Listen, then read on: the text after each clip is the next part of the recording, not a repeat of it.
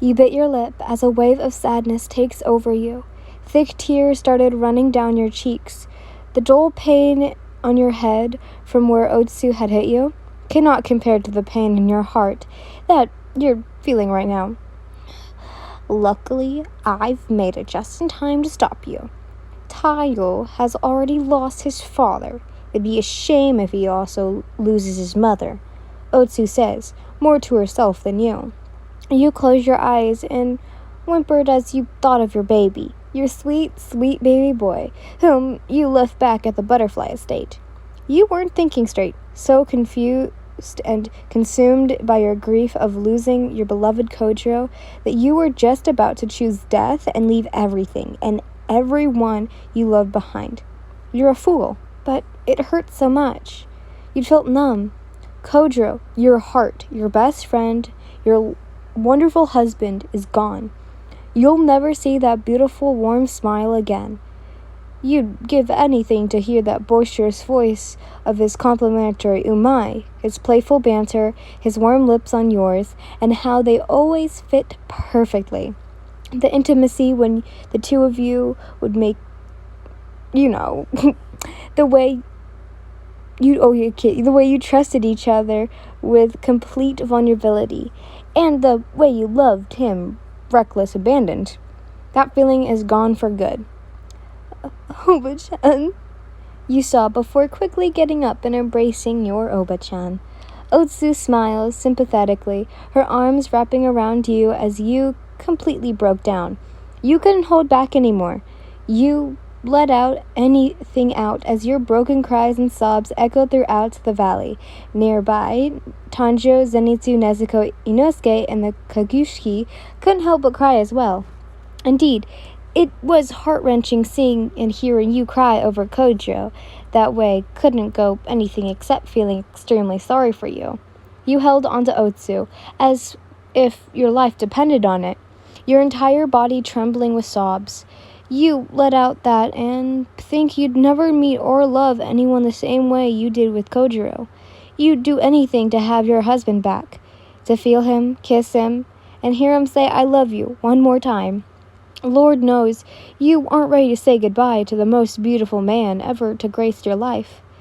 There, Yin, the kind elderly woman says, patting and rubbing your back to soothe you. Let it all out. She wasn't just talking to you, but everyone. Everyone who'd been holding it in and grieving over the loss. Obachan, Koji, he's gone, you say in between sobs. Shh, it's okay. Otsu whispered as she continued to hold you close. Just let it go. Don't ever be ashamed to cry. You sobbed harder, like a 2-year-old. Your body cold like an ice cube wrapped in a cloth as small pecks of snowflakes fell from the sky. You wanted to scream. You wanted to punch a wall. You wanted to go after the demon that took your husband's life. But all you could do is hang your head low and cry, your sobs creating a solemn melody enjoyed by the harmony of Tanjiro's own crying. In a moment of despair, you needed the comfort of your Obachan, the woman who you called your mother occasionally. You needed a warm hug and never had been there a time she failed to give you one. Even on days when you were feeling lonely and blue, she would always be there to lend you a shoulder to lean on. Even now, a shoulder to cry on as you cling to her as if you were afraid you'd shatter if you let go. Otsu from the other shoulder sheds tears, streams down everyone's eyes.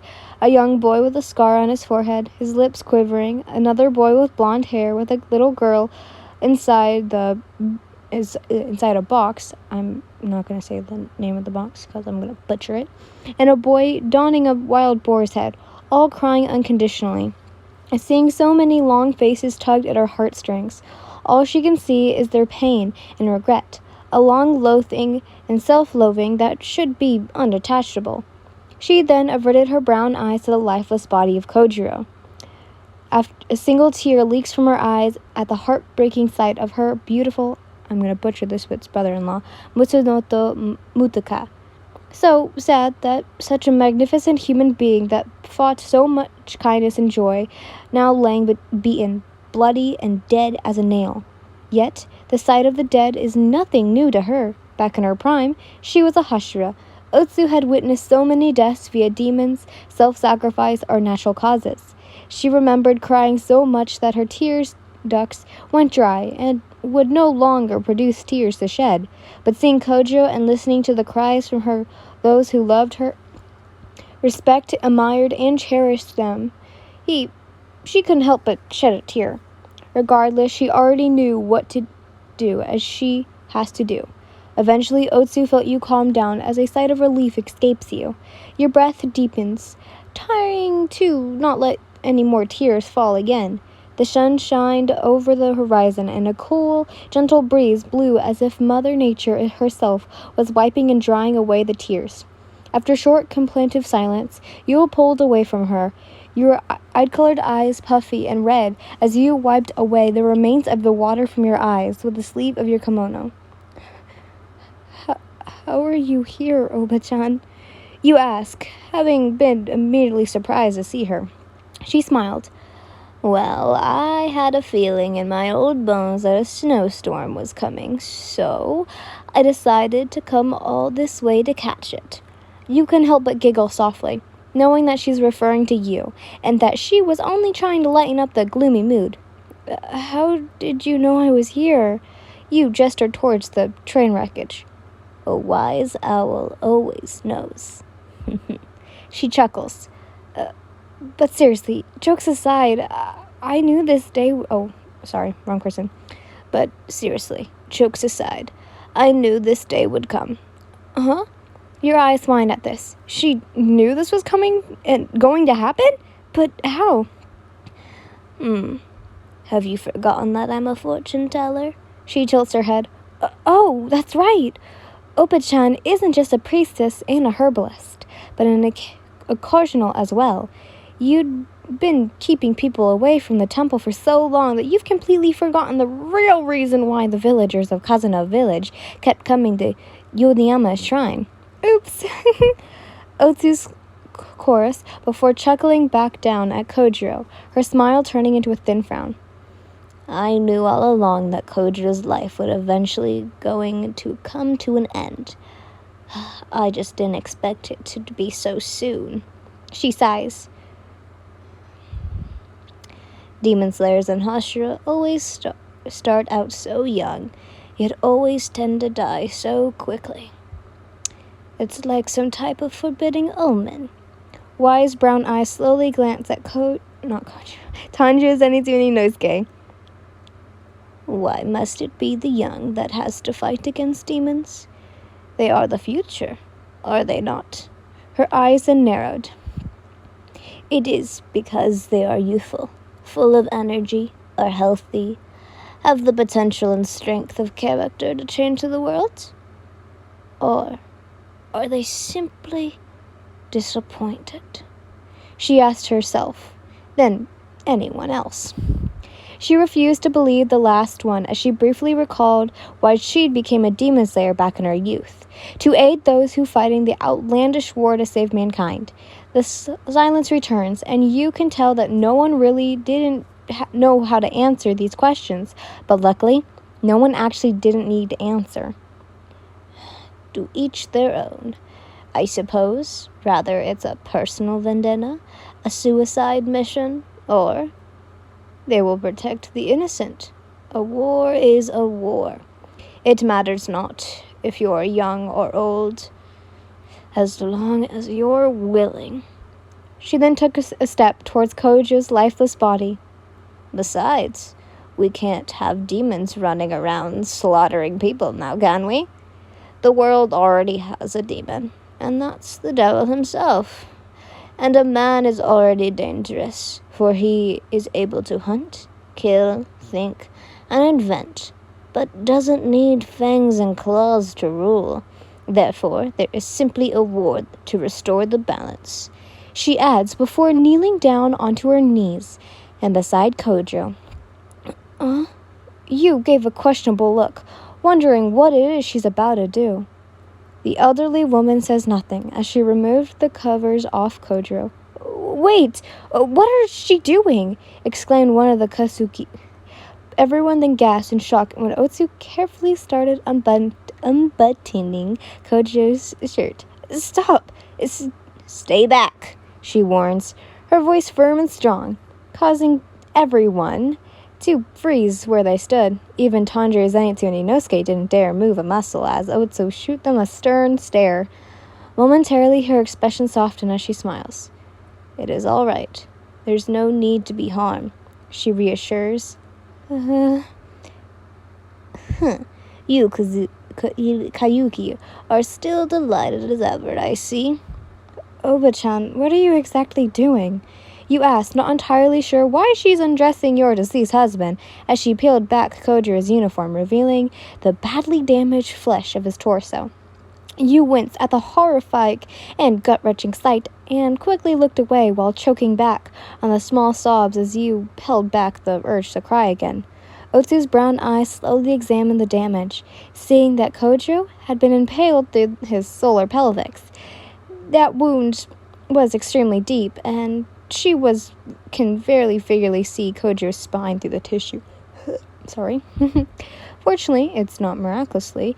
His vital organs include his heart, liver, stomach, and pancreas are okay, but sadly, his arteria has been damaged, which explains the massive amount of blood. The poor boy had bled out. She wanted to cry. The sight of her beloved son-in-law, last seen breathing with life and fire, was now snuffed out of fire as he reached and gently caressed his handsome face. Could I still revive him? Or am I really too late? She simply thinks to herself. Autonomously, she already long since taken place. A major mortis was slowly settled in. There's not a minute to waste. She had to act now, before blunt and finally decomposed take root. Yet, judging by the looks of it, Kojiro had been dead, as Otsu has quickly checked to see if his body is still warm. Surprisingly, it is, thanks to the warm rays of the sun, and, well, of course, the morning sun. You watched as she reached into her kimono and pulled out a small glass vial that brought blue-colored liquid inside, popped a cork off, and then poured the liquid onto Kojiro's wound. What did she pour onto him?" asked a curious Tanjiro. "Obachan?" "Don't worry. It's a special sentiment solution made to cleanse deep wounds of the infected dirt and debris," she exclaimed before taking a cloth made of gauze, oh my god, and gently wiped Kojiro's wound, being extremely careful. "But why are you cleaning his wound, Obachan?" you ask.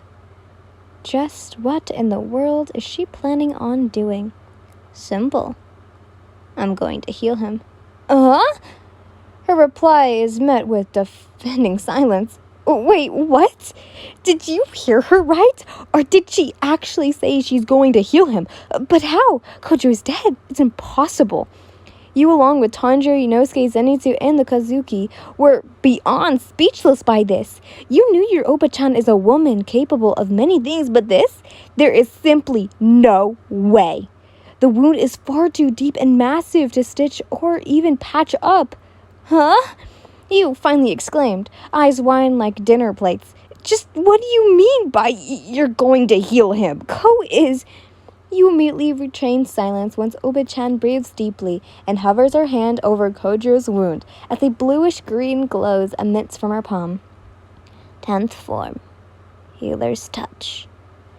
Is all the elderly woman utters, and then glides her hand above Kojiro's chest. Everyone gasps upon seeing the torn tissue slowly begin to heal. And as if their eyes couldn't get any bigger, you glance to see a strange mark appear on Otsu's right hand that looked like a Hinatomama symbol. Wait, is that a demon slayer mark? You couldn't believe it. For as long as you've known her, you never gestured that your Obachan is a Hashira. Tanjiro muttered, taking a word right out of your mouth. Otsu continued to take a deep breath, steady breathing as her narrowed brown eyes gazed intently at the flesh around Kojiro's wound, as she concentrated all her energy on healing the damage of his own organ and circulating system. Obachan, you slowly drop to your knees, still in total disbelief as to what she is doing. After a moment of silence, Otsu began to elaborate. I first learned about the existence of demons when one had attacked the village where I grew up. There were many casualties. Afterwards, I spent majority of my childhood living in poverty, until my mother found and opened an orphanage called the Orchard House. She says, I was 15 years old when I joined the demon slaying course, she began. In fact, I believed I was the only female amongst men and now youngest, though I didn't know how to wield a sword, nor I did know how to fight, but I still wanted to help in any way. Obtaining a breathing style proved to be difficult for me. There were only a few known breathing styles I could have learned, including flame, stone, thunder, and water, even sun breathing, the first technique ever developed. Tanjiro's eyes widened at the last one. Eventually, I created soul breathing style. After doing Tai Chi, immediately it became the first and only breathing style used for healing, and I became highly capable in the medical field. Thus, I became known as the Soul Hashira. Kojiro's wound began to close, and immediately, everything from damaged tissue, vital organs, blood vessels, nerves, and bone were completely restored. All that was now left to do is jagged star-shaped scar. Though it sped along the healing process of wounds, however, it could not fix scars or illness, she added, fingers gazing over Kojiro's side now, trying to feel for any necrotic wounds that her eyes couldn't see. Luckily, there weren't none, save for his left eye, which had a gash. Unfortunately, she couldn't have enough energy to heal it. Her 10th form had required a lot, and I mean a lot of energy to heal a wound that massive, as sweat started forming on her brow and her breathing became frantic. You and everyone gazed to see Kojiro's wound completely close up, as you couldn't help but realize a sigh of relief, yet still sorrow gripped your heart. Don't fret, Yin. It's okay. You glance at your Obachan, and is concerned to see her sweaty and completely exhausted as the Demon Slayer mark fades away. Kojiro is going to be alright, she says in between heavy breaths. Obachan? What? Suddenly, she falls to the side. Obachan!